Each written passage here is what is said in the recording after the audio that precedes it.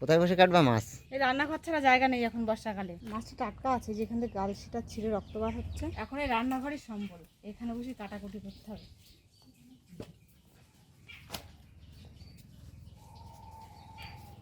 নমস্কার বন্ধুরা, সবাইকে স্বাগত জানাই সুন্দরবন কিচেনের আরও একটা নতুন ভিডিওতে।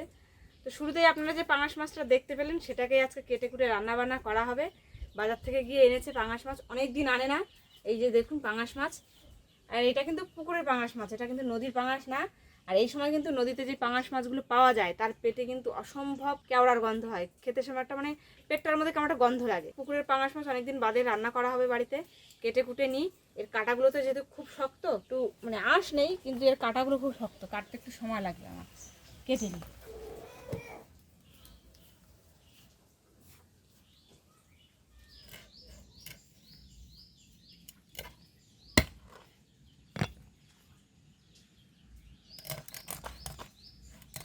এতে পাঙাশ মাছের কাটা দেয় না? দেয় তো মনে হয়। এর কাঁটাটা ভাঙা না।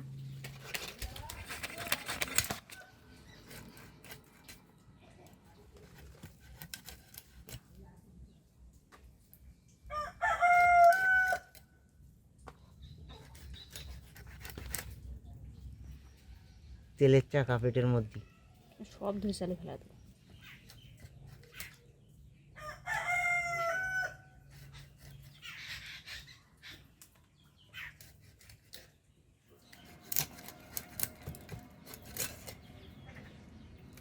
মাছ কাটা কমপ্লিট হয়ে গেল। মাছগুলো কিন্তু সেই রকম দেখতে হয়েছে, তাই না? একদম লাল টাটকা মাছ, যদিও জ্যান্ত মাছ ছিল যখন আর উঠেছিল। পেটের মধ্যে দিয়ে বেরোইছে 200-300 গ্রাম। ওই তো ওই পাশে গাদা করা, সব ফেলে দিচ্ছি। ধুয়ে নিয়ে আসো তাহলে। হ্যাঁ, এই পুকুর থেকে ধুয়ে আনা মাছ এবার ভালো করে ঘরে ধোবো। এর জন্য এই মাছটা একটু গন্ধ গন্ধ হয়, ভালো করে লেবুর রস দিয়ে আর নুন দিয়ে কচলে নিলে কিন্তু এর গন্ধ পুরো চলেই যায়, একটুও থাকে না। আর তারপরে গরম জল দিয়ে ধোবো, লেবু দিয়ে দিই।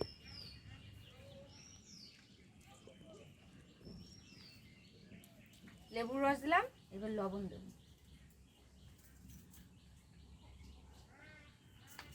ভালো করে কচলে নেব।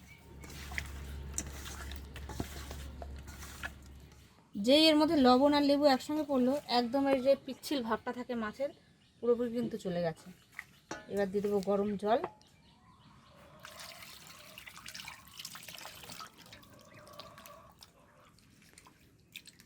মাছ ধোয়া কমপ্লিট ভালো করে।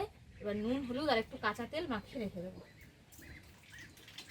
লবণ দিলাম, হলুদ, সর্ষের তেল,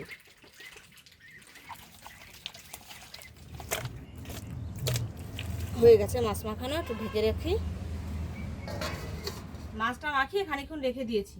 আর সেই সময়ের মধ্যে আদা রসুন পেঁয়াজ যা লাগবে, আলু ঠালু এসব কেটে গুছিয়ে নিচ্ছি। গোছানো মোটামুটি কমপ্লিট। একটু বাটনা বেটে নিলে হয়ে যাবে। এবার জিরে বাটবো, আদা রসুন এগুলো সব বেটে নেবো ভালো করে।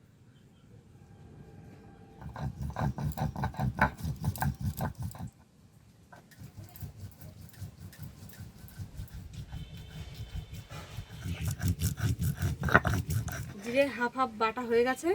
এবার সঙ্গে আদা কুচি দিয়ে দেবো, দিয়ে এবার একসঙ্গে বাটবো।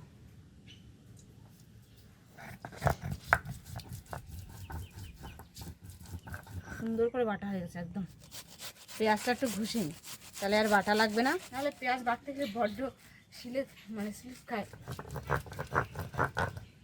মাংস তুলে না রসুন না বেটে দিলেও চলে, কিন্তু এটা তো মাছের ঝোল। মশলা যত ভালো পেস্ট হবে তত ভালো হবে।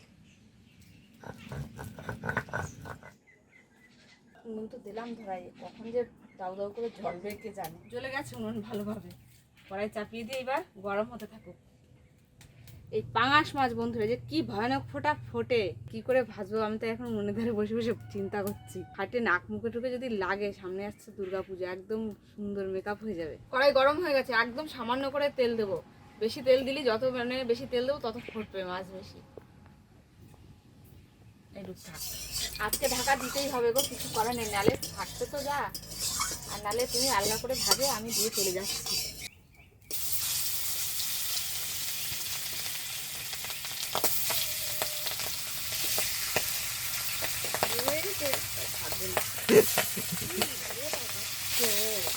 উনুনের পাশটা দেখুন এখন কত সুন্দর পরিষ্কার রয়েছে। মাছ ভাজা কমপ্লিট হলে চারিবারের অবস্থা মনে হয় একটু পাল্টে যাবে, দেখা যাক। একটু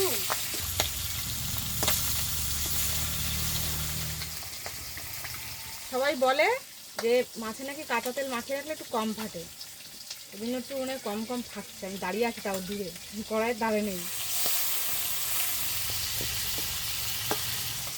আরে কিছু হচ্ছে না, খোলো, অসুবিধা নেই।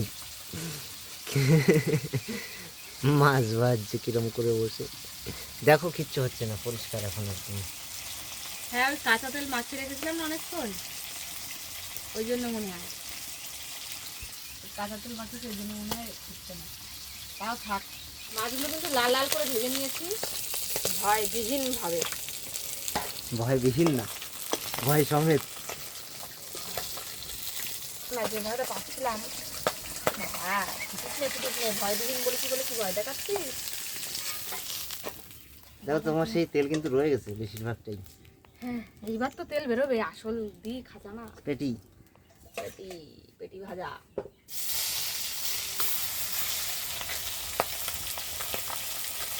মাছ ভাজতে ভাজতে তো সময় চলে গেল। এটা লাস্ট তো, হ্যাঁ এগুলো হয়ে গেছে ভাজা। দাঁড়া, আমার পেট একটু উঠছি দে বাবা রে।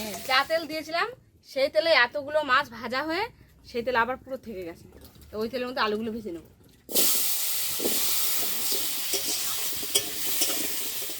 বিনা হলুদ লবণ তেলে কত সুন্দর লাল লাল আলু ভাজা হয়ে গেল। এবার নামিয়ে নেব। পুরোনো তেলের পালা শেষ, এবার নতুন করে কড়াইতে তেল দিয়ে দিচ্ছি। তেল এত গরম হওয়া হয়েছে আর কি বলবো। ওরা তেজপাতা আর জিরে দিয়ে দিচ্ছি, বেটে রাখা সব মশলা তেলের মধ্যে দিয়ে দিচ্ছি। তেল এত হিট হয়ে গেছিলো, নামিয়ে রেখেছিলাম। মশলার মধ্যে একটু লবণ দিয়ে দিচ্ছি, তাহলে একটু কম ছিটকাবে। মশলা প্লেট ধোয়া একটু জল দিয়ে দিই।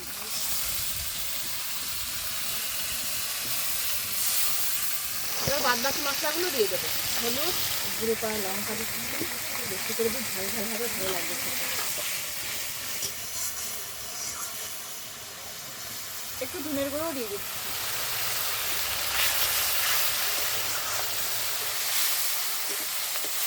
মশলাটা কষে কত সুন্দর তেল থাকছে।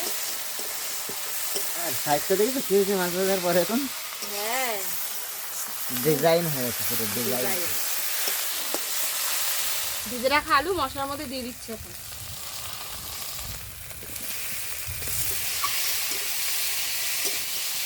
তো পুরো মাখা হয়ে গেল একদম। এবার জল দিয়ে দিই, মাখা এবার শান্ত হয়ে যাক।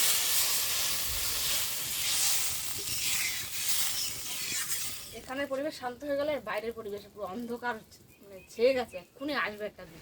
মেঘে পুরো কালো হয়ে গেছে আকাশ, এখন জোরে আসে না আসতে হয় সেটাই হচ্ছে দেখার। তরকারি ঝোল কিন্তু ফুটতে শুরু করে দিয়েছে। হ্যাঁ, মাছ দেবো একটু আগে। এটা হচ্ছে আমার রোজকার তরকারি, একটু কেটে নিই। গাছে এখন অপুরন্ত হারে মানে প্রত্যেক দিন তোলা যায়। খুশি ঝিঙে বললাম, খুশি ঝিঙে বললাম, যেন প্রতিদিন ভাত খাই। আমাদের বাড়ি এখন প্রতিদিন এই নিয়মে হয়ে দাঁড়িয়েছে। এটা কেটে নিই, কী করবো হয়েছে। হলিও দোষ না হলিও দোষ। ঝোল সুন্দর ফুটে গেছে, আলুগুলোও মনে হচ্ছে সেদ্ধ হয়ে গেছে, একটু নাড়া দিয়ে দেখি। হ্যাঁ, সেদ্ধ হয়ে গেছে। ভেজে রাখা মাছ দিয়ে দিচ্ছি ঝোলের মধ্যে। এখন মস্তকটা আগে দিই।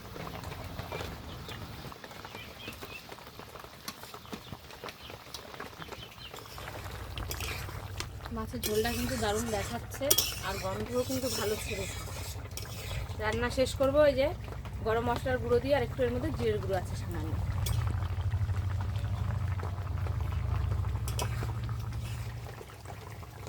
এটুকু ঝোল থাকছিস নাকি, না একটু টানাবো বুঝতে পারছি না।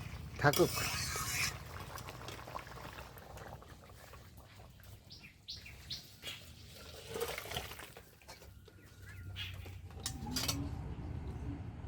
এতে মাছ নেই, প্রত্যেক দিনের কাজ এটা। আগে হচ্ছে খাওয়াই দেওয়ার কাজ ছিল, এখন আর খাইয়ে দিতে হয় না, মাখিয়ে দিতে হয়, মাঝে মাঝে খাইয়েও দিতে হয়। হচ্ছে চাকরি। ও তো আমার টাকা দেবে জানো, তোমার ধার দিয়ে নিয়ে। ও বলছে, ও আমি যে তোমার কাছে পড়ি, তাহলে তো টিউশনি করার টাকা দিতে হয়, তা তুমি হিসাব করে রাখো, তোমার একবারে দিয়ে দেবো। কবে দেবে ও জানে। এটা খেয়ে আর কি বলবো, বাড়ির প্রত্যেক দিনের সবজি। প্রত্যেকদিন সবজি হয়ে গেছে। আর সত্যি কথা বলতে এর স্বাদ আমার কাছে অমৃতের মতোই বলতে গেলে, যে আমার খুব ভালো লাগে। ঝিঙে খুশি পড়লা, ঝিঙে খুশি পড়লা প্রত্যেক দিন। তবে আর খুব বেশি দিন কিন্তু হবে না, গাছের কালার পাল্টে গেছে, হলুদ হলুদ হয়ে গেছে। পুজোর আগেই গাছ নষ্ট হয়ে যাবে।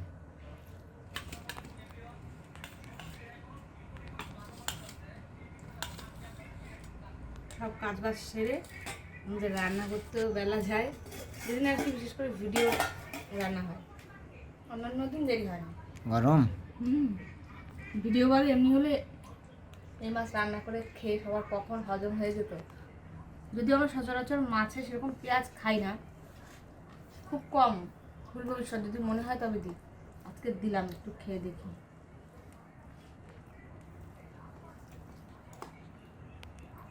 ঠিক আছে, মাছটা ভালোই আছে গো খেতে। তেলটা ফেলে দিয়েছিলাম বলে, নালে কেমন লাগবে জানি না।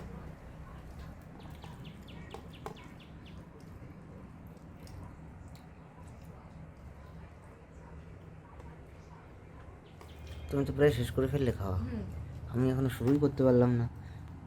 সবাই এত ভয় ধরা দেয়, কি বলে পুকুরে পাঙাশ মাছ নাকি খেতে ভালো লাগে না।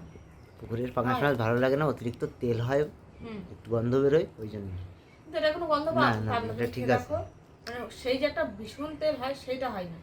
আর এগুলো তো হয়তো অনেকে ব্যবসা ভিত্তিকভাবে চাষ করে না, অনেক অনেক মাছ যাদের এটা ওটা খেতে দেয়, সেরকম এগুলো হয়তো আমাদের আশেপাশেরই কারোর পুকুরের মাছ। আর গ্রামের দিকে আমাদের বাড়ির মানে এদিকের পুকুর মানে কিছু অনেক অনেক বিঘে নিয়ে পুকুর সেরকম না, হয়তো বাড়িতে মোটামুটি একটা পুকুর আছে, সেখানে চাষ হয়েছে, তো ভালোই লাগবে খেতে। যে কোনো রান্না আমি অনেককেই দেখেছি করতে, যে বিভিন্ন রকম অনেক অনেক মশলাপাতি দিয়ে রিচ করে বা বিভিন্ন রকমের মানে মশলাপাতি দিয়ে রান্না করে, কিন্তু আমি কখনোই সেইভাবে করি না।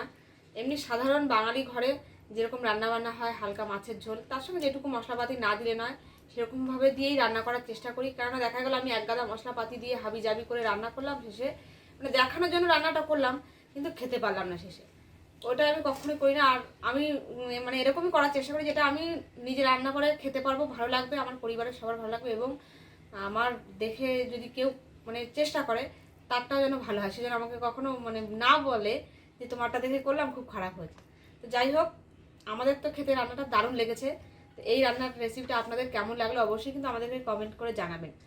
ভালো লাগলে লাইক করবেন, শেয়ার করবেন, আর চ্যানেলে যদি কোনো বন্ধু নতুন হয়ে থাকেন অবশ্যই কিন্তু সাবস্ক্রাইব করে নেবেন। দেখা হচ্ছে খুব তাড়াতাড়ি নতুন একটা ভিডিওর সাথে। তাদের সময়ের জন্য সবাইকে টাটা, সবাই ভালো থাকবেন, সুস্থ থাকবেন।